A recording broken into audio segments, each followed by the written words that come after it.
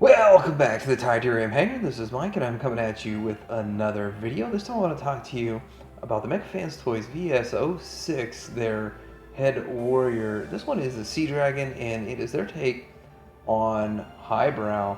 It's a pretty good looking figure. It's my first time messing with these Headmasters in the Legends scale. I did get this at Show Z. I'll put a link down below where you can get yours. So let's get into looking at this guy.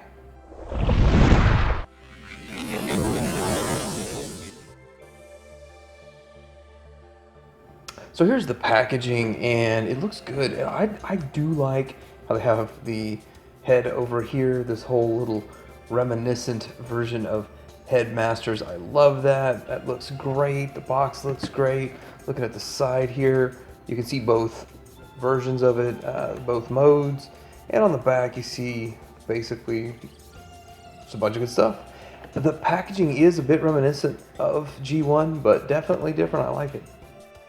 So here he is in his dual helicopter alt mode, and I think it looks pretty good. It's pretty close to what they were trying to capture for the on-screen or the cartoon elements of it. And we're gonna go through, look at each little piece here. Starting at the front, it's kind of cool how they have a little gun up there, and that is painted. So this is blue plastic, or almost a purplish blue plastic, and then painted gun right here. This seems to be an extra piece of plastic added on, but it might just be painted also. Looks good. It got a transparent windshield, which you can actually see the Headmaster in there, and so an opening cockpit, which of course you would expect with the Headmaster in there, and we'll take a look at that when we get to robot mode or closer to that. Now this looks like a very nice shiny silver kind of a gunmetal gray, which isn't the same kind of shiny silver as the actual gun, which is interesting. The propellers do spin, and they spin really well. They're really free floating in there. Moving to the middle section, it kind of is a bit of a breakup, but not too bad. I mean, you can sort of just tell, hey, there's the legs on there, but it's not too bad. Getting back here, we have some paint right here, and then the bottom looks pretty good. You actually have a couple of extra guns which can stay on him for the transformation, so we can have it when he goes to the bot mode. So yeah, overall, there's the engines on the back, the bottom of the feet with the engines. Looking pretty good, very G1-esque. Quick comparison to the G1.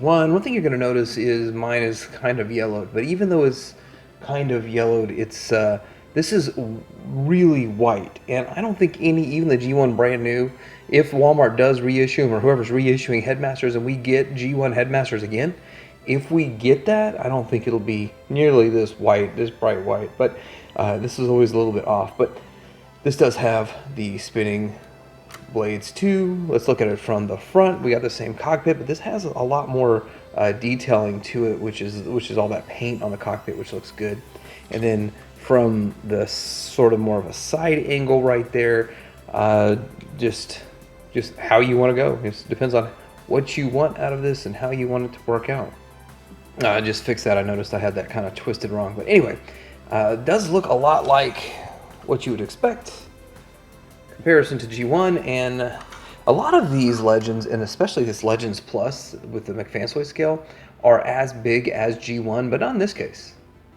For all of you Legends Plusers out there who probably know the size, this is the Mechafans Toys version of Scourge, and this is the Iron Trans version of Prowl, so you can get an idea of size. And the Iron Trans, that's that company that made that Star Saber we took a look at not too long ago. Pretty good. So let's get into transforming this guy up, and I'm going to take these off, and I'm going to attempt to leave the other little guns on. It's nice and tight. It's nice and tight, and that's good that you don't have to worry about this falling off. I haven't really had any of these guns fall off yet. Now, I did sort of untab the arm, but you kind of untab the arms, and then, well, that gun just fell off. And then fold it up. Same thing over here. Fold it up, and then we're going to disconnect all of this, and it's going to fold over. Let's go ahead and, before we do all of that fun stuff, take the Headmaster out and fold this back in. And then we're going to fold all this stuff over, real simple, and we make his torso. So with that, we're going to fold his pelvis area down and connect that in. Let's get this just right. And then we can fold down the legs, and we'll have that going. And I like to get the legs done first, but the way this transformation is, I didn't really think we could do that. And pull the legs out, disconnect them, straighten them up. Pretty simple with that.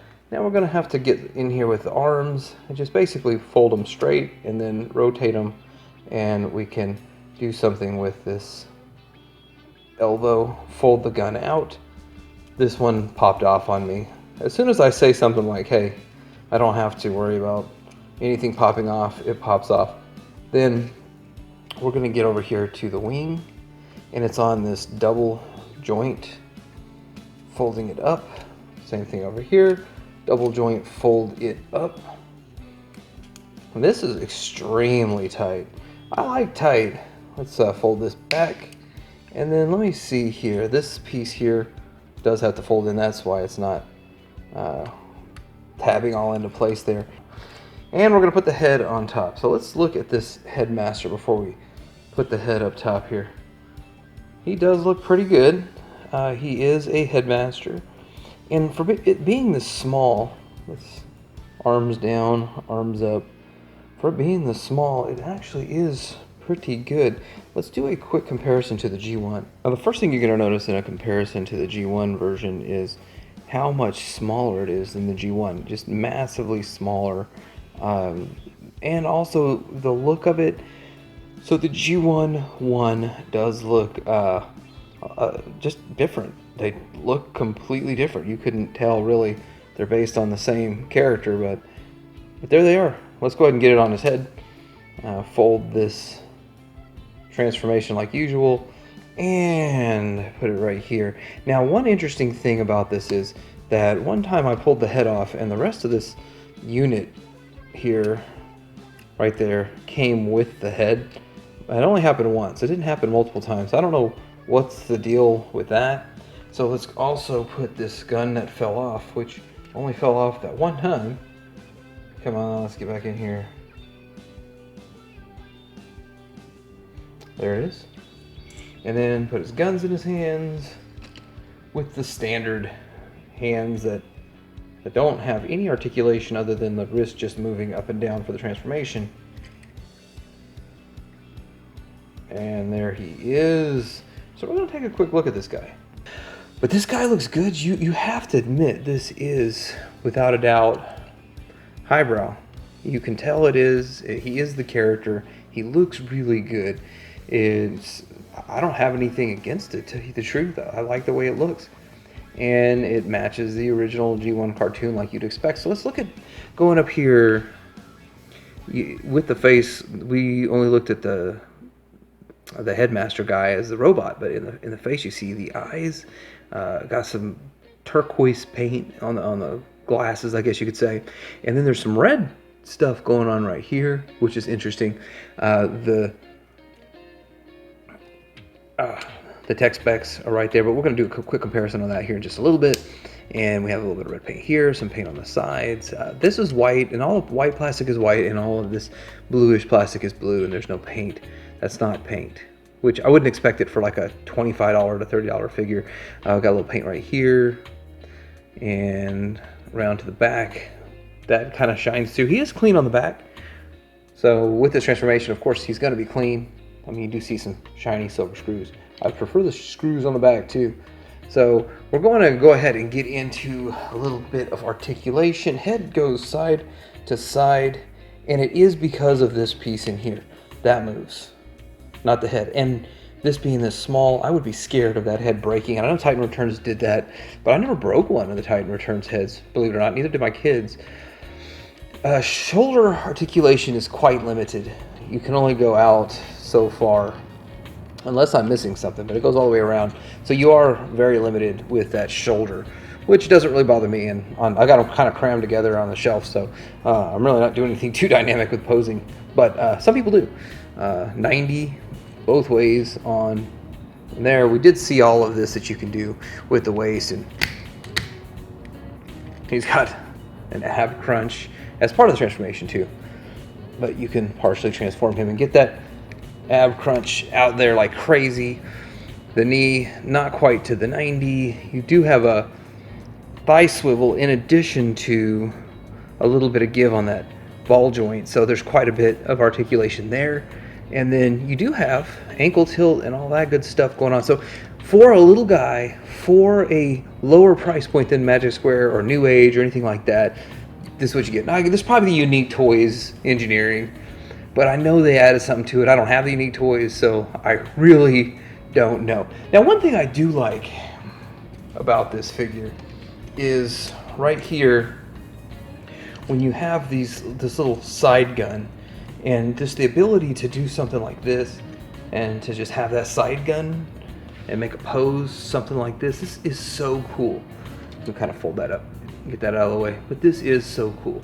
Now the character itself has these on the back of his wings, but they don't fold up like the G1. So we'll see that in the G1 here in just a bit. But that's something that's a nice little touch. I really did appreciate that touch that they have there. I wasn't expecting it, to tell you the truth. Let's do some quick comparisons and have a look at this guy. And looking at him, he looks a lot like the G1 and sort of what you expect of a modernized version of G1, especially with the articulation. Like, just this thing is a brick. It's just a brick. So yeah, there's that. And looking at the tech spec comparisons, this one, he's a lot more powerful. Like, there's fun. I'm pushing that down as hard as I can to get a good comparison, but this shows to be, it's painted on a lot more powerful than what the head provides on this. And what else? We had some differences in here, but looking at the back, because it is a different transformation, the back is a lot cleaner. I guess you could really see the side. Like, look at the side. Yeah, this one doesn't have this cockpit. I've got the cockpit on this one. Anyway, that's just the way it looks. And then on this one, you can fold up the wings. This one you can't. But I don't like this because they end up getting really worn out over time, the way they set this mechanism up. And so the little bit of ratcheting teeth that each one of these wings has goes bad. So I do like this better. I do kind of like that, even though it kind of obstructs a little bit with it. It's not really that bad. Here he is with Optimus from Magic Square McFan's Toys Cup, which I think kind of makes some sense there. He is bigger than either one of them, but in the G1 toy line, he was bigger than the rest of them. But I do remember in G1, in the show, in episode season 4, he was right on par with the same size as Prime. So he's a bit big. He is plus, and there's really not a plus Optimus that I'm happy with. So I can live with this. I mean, I can live with it. It's Legends. It is what it is. Here he is next to the New Age Megatron. I don't have Magic Square's Megatron yet, but I'm looking forward to reviewing that thing and taking a good look at that guy.